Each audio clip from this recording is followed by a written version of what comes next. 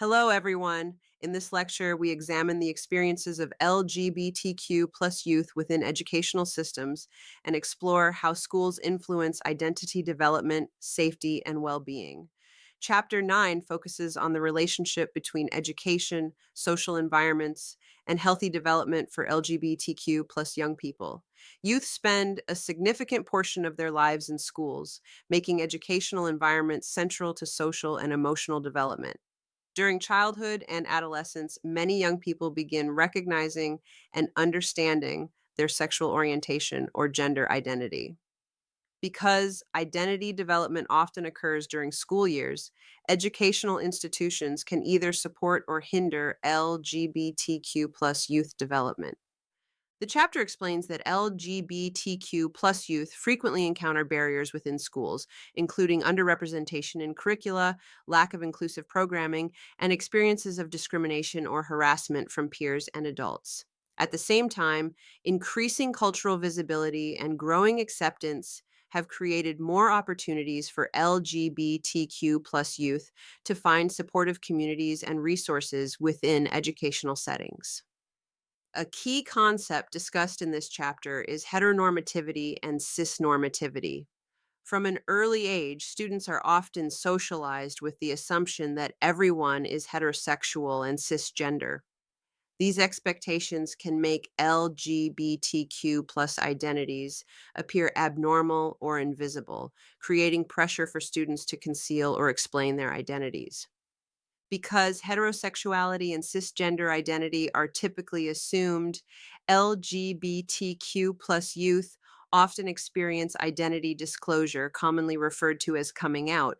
The chapter emphasizes that coming out is not a single event, but an ongoing process that varies widely depending on personal circumstances, family relationships, and school environments.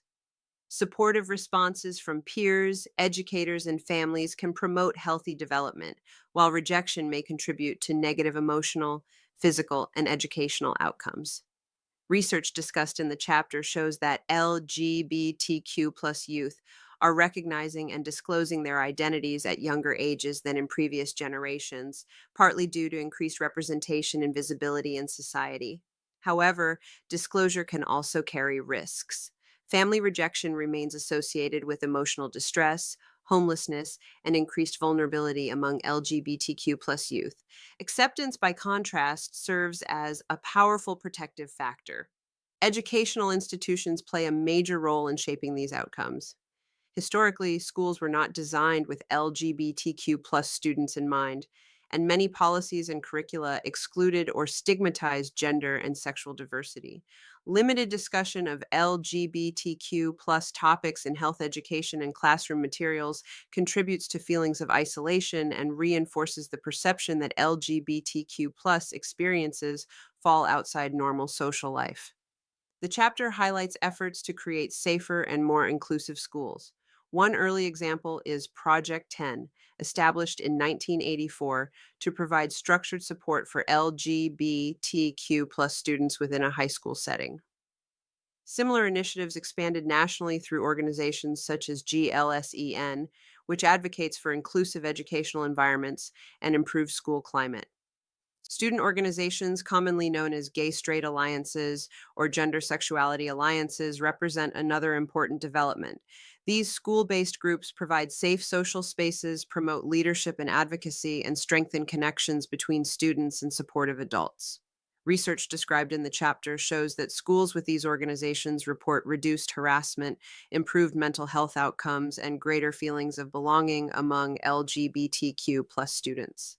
Physical school environments also influence safety. Spaces such as bathrooms, locker rooms, and physical education classes can present particular challenges for transgender and gender nonconforming students. Inclusive policies, including gender neutral restrooms and affirming participation practices, can significantly improve students' sense of security. The chapter further explains that educators themselves often navigate complex social pressures. Even teachers who personally support LGBTQ plus students may hesitate to advocate openly due to concerns about community opposition, administrative policies, or potential professional consequences. Schools therefore remain politically and culturally contested spaces where debates about inclusion continue. Despite ongoing challenges, the chapter emphasizes resilience among LGBTQ plus youth. Support systems involving families, peers, educators, and community organizations can function as protective factors that promote positive development and long term well being. When even one supportive adult is present, outcomes for LGBTQ plus youth improve significantly. The chapter concludes by emphasizing that adolescence represents a critical developmental period. The success or failure of support systems during these years can have lifelong consequences. As acceptance increases and advocacy expands, schools and communities play an essential role in creating environments where LGBTQ plus youth can thrive. Ultimately, education is not only a site where inequality may occur, it is also a powerful space for inclusion, advocacy, and social change. All adults within educational systems have the capacity to support LGBTQ plus youth and contribute to safer and more equitable learning environments.